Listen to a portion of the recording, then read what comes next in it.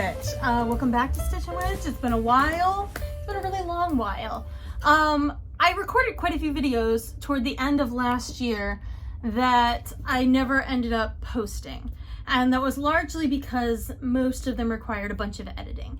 And the editing process got me stuck for a while there because I got a new job and that was taking up a lot more of my time. And then my MacBook died and so I couldn't edit because that's what I edited on. And it was a whole thing.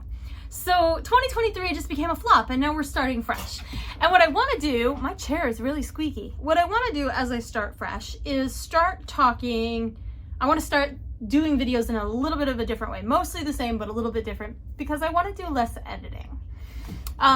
Because I know myself well enough to know that the editing is where I get stuck. If there's anything that's going to prevent me from posting a video, it's going to be the editing process. So I'm going to try to be able to do things a little bit quicker by creating videos that are more me just talking to you, showing you stuff, talking about books I've read, and less editing and less things.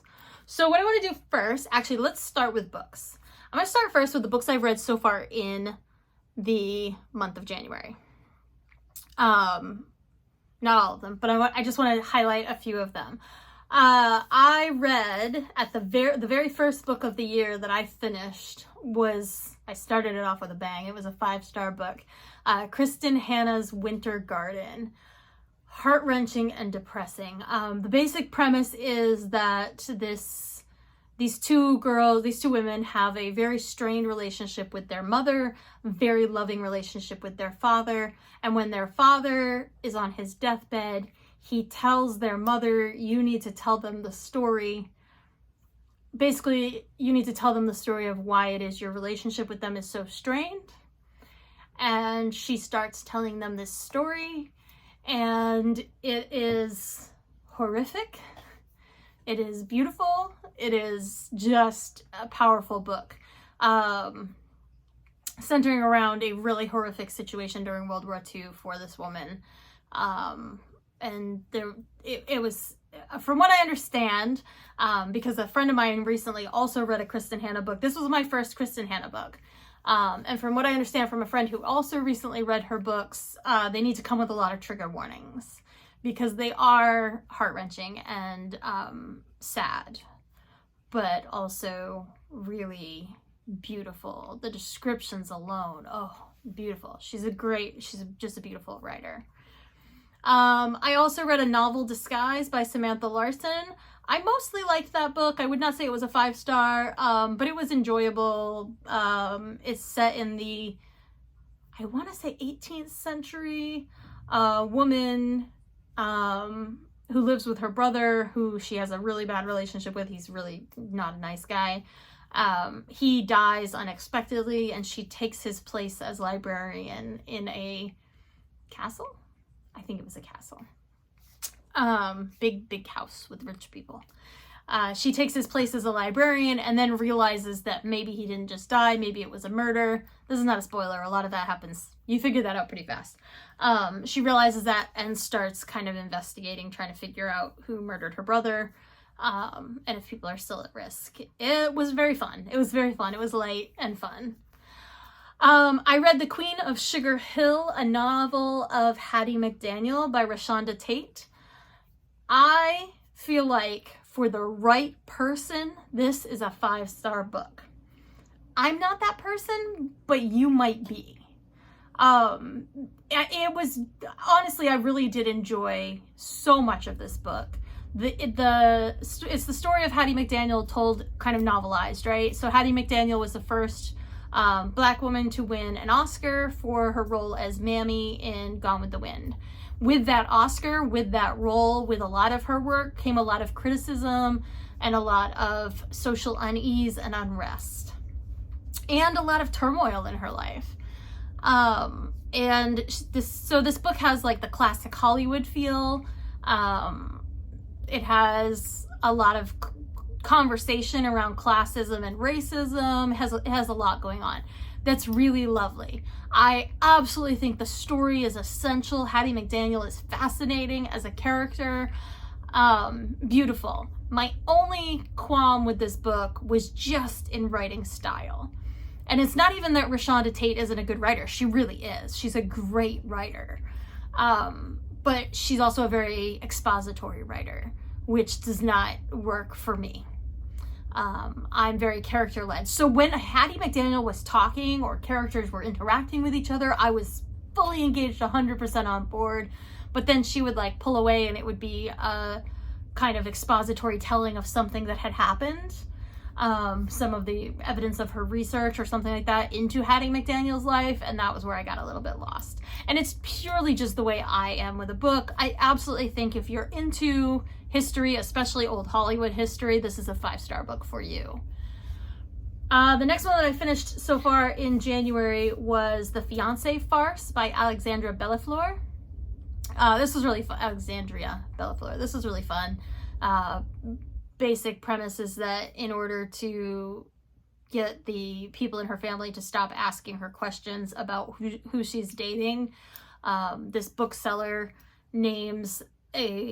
just comes up with a name, and the name she chooses is the same name as a model who frequently appears on the cover of romance novels. And then she goes to a wedding, and that model walks into the wedding. And she and the model end up meeting, and they end up deciding to get married because of a really archaic situation going on with the model and her family, where she needs to get married in order to get an inheritance. So they are gonna get they're fake fiancés who fall in love. So it's like a fake dating trope. Yeah, like a fake dating trope. This is really fun. It was suggested to me by a friend of mine's child, a teenager who I know she's almost an adult now, but who I know who shares similar reading interests to me. She suggested this to me and I absolutely loved it. For a nonfiction book this month, I read The Crossroads of Should and Must, Find and Follow Your Passion by Elle Luna, which is a very hybrid art/book situation and really lovely, very insightful and a good thinker. If you're somebody who is trying to figure out your purpose, who's trying to figure out what it is that is gonna light you up and bring you joy in life, absolutely suggest. And because I know I'm gonna finish it before the end of the month of January, and I'm hoping to post this on the last day of the month, I will also say that I am also currently reading, and will likely finish today probably, Cleat Cute by Meryl Wilsner. I read my first Meryl Wilsner book last fall, November, I think it was. I read Mistakes Were Made by Meryl Wilsner, and the minute I fell in love with the book, which was probably even like a few pages in, I knew I will read every book Meryl Wilsner ever writes. Cleat Cute, I believe, was released before Mistakes Were Made, and it's very fun. It's two women who play on the U.S. women's soccer team falling in love with each other. Very sweet. She writes, Meryl Wilsner is just, I don't know Meryl Wilsner's pronouns, but Meryl Wilsner is just so good, so good. So that's it for books right now. That's where I am with books for the month of January. Last year in 2023, I had a goal of 100 books, and I ended up reading 132. I love to talk about the books that I've read. I will find any excuse to. So, if you want to make a suggestion in the comments of like, maybe you want me to talk about books with a certain theme or whatever, give me ideas, because I love ideas for more videos. Let's talk about knitting. The main project that I am working on right now is my Haunted Mansion cowl. This was a design, that's the bride at the top there. I still have a few panels to go. This was a design from Wool of Bat, who I've talked about before on this channel. My friend Maggie at Wool of Bat did this design for Halloween as a Halloween advent calendar for her local yarn shop. I'm forgetting the name of the yarn shop, but her local yarn shop carried this just kind of as an exclusive. And I don't normally like color work.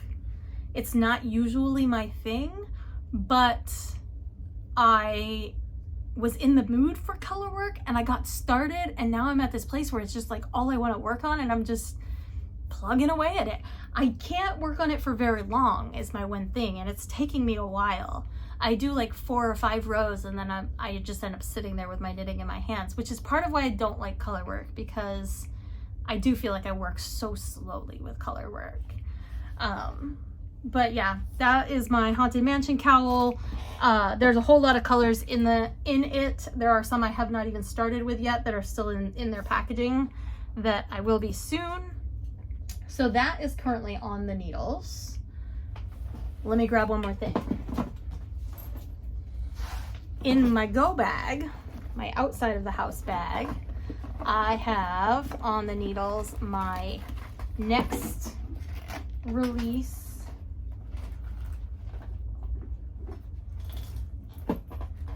My next pattern release, which is going to be the air socks. I'm just going to show you this because there's not a lot yet here, or at the moment here. I ripped them out a few times, but that pattern, that's my current pattern that I am working on.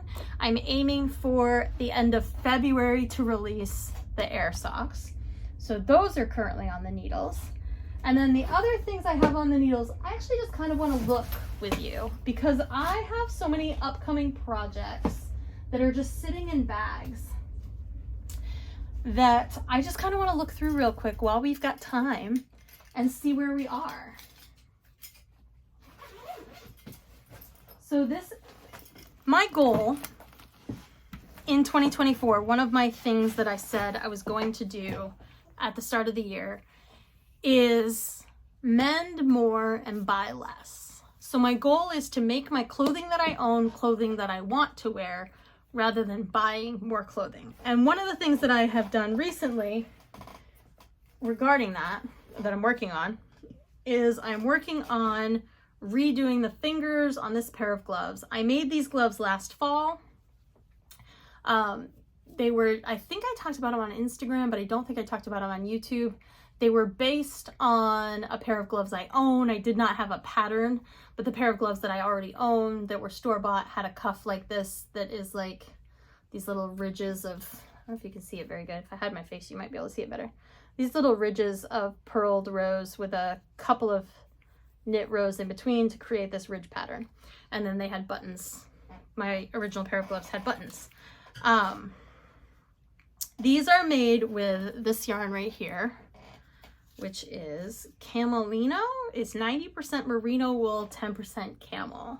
And the colorway I think is just called black. Color 900. Over here it says black, so it is what it is. And I love how they came out. I've got to take my ring off because I love how they look, but the fingers came out too tight. And I stretched them in blocking, hoping that that would work. And the thumb is perfect. I don't know why. This is not my first pair of gloves. I don't know why this particular pair. I don't know if it's something to do with this yarn or what it was. But the fingers came out just a smidge too tight. And so, although I can wear them, I find myself not quickly grabbing them because it does take a minute to put them on. Once they're on, they're fine. But I tend not to put them on because it just takes a minute to put them on. So what I want to do is I'm going to leave the thumb as it is. I'm going to pull out the 4 fingers on each glove and repair those. So those are in my bag. That actually might be a project for this weekend. Although I'm also going to rearrange my office and clean up this disaster. So it might not happen. This is a blanket that I'm working on for one of my nibblings. Anybody who's been around for a while might remember that I have been working on blankets for all of my nibblings, just scrap yarn blankets, nothing like super elaborate. And I've just been going through all of my siblings' families and providing their children with blankets. So I've done blankets for all of my brother's kids. Now I'm on to one of my sister's kids, and then I'll move to the other 2 sisters eventually. So those are in there.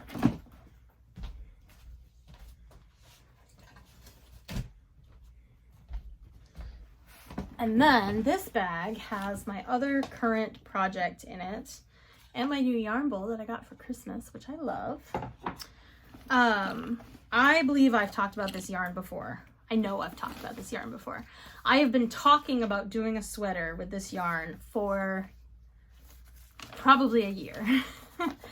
I finally decided on a cardigan. I'm going to do, this is called the My Opa Cardigan by Lisa Chemery.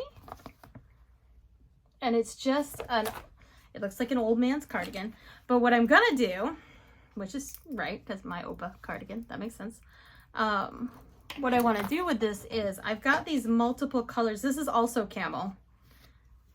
And this one's falling apart. I've got multiple colors of this Araucania color. This one's color number 10. This one's color number 18.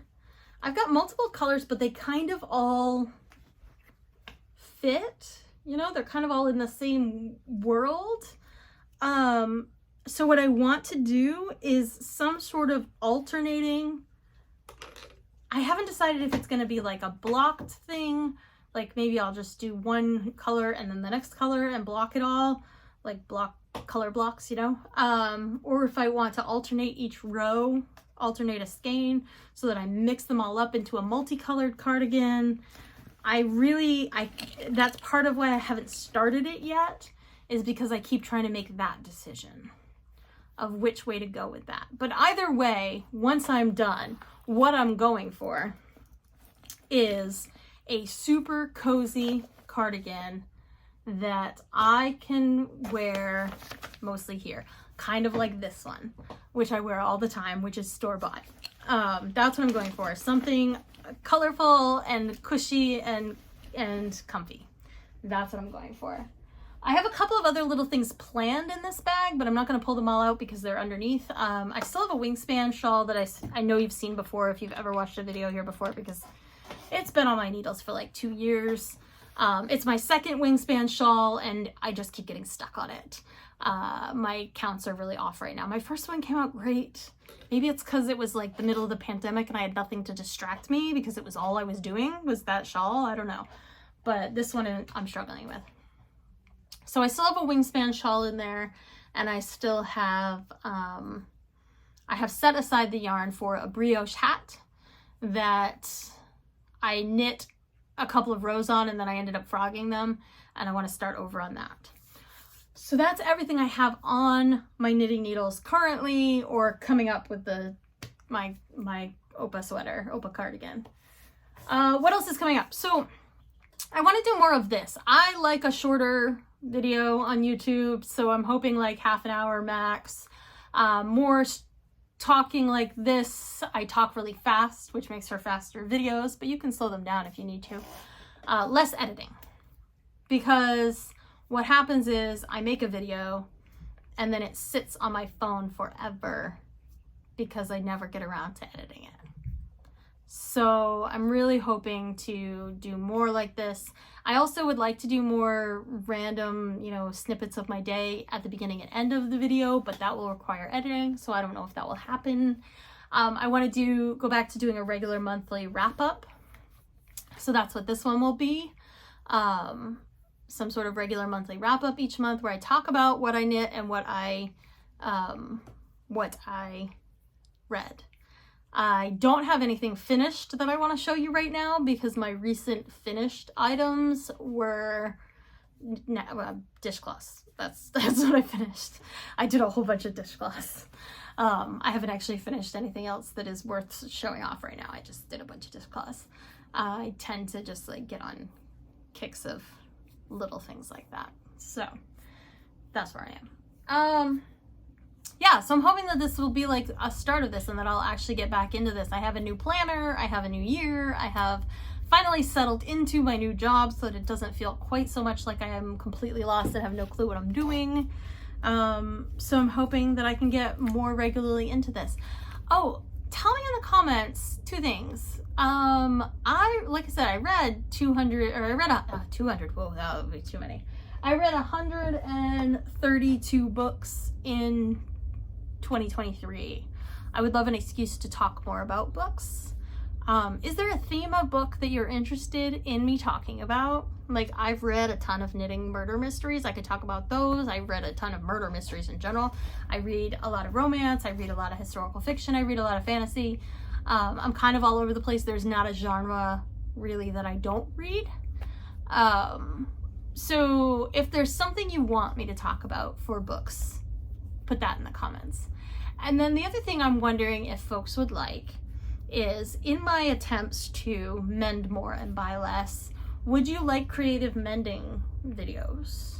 I watch those a lot, but I don't know if other people are. Is it just me? Am I the only one watching them? I don't know. I don't really talk to people who watch them, so maybe it's just me. But would you like more mending videos? I'm really trying to I'm getting more into creative mending and like trying to make more visible mending stuff, that sort of thing. So would you like videos of that? Videos of things like me fixing the gloves, fixing, you know, I have a hat in my bag over there, my basket over there of mending stuff that I'm gonna add about an inch to the brim because it's just slightly too small, that kind of stuff. Would you like videos of that? That is it for today. I am absolutely sure I forgot something, but I'm really gonna try hard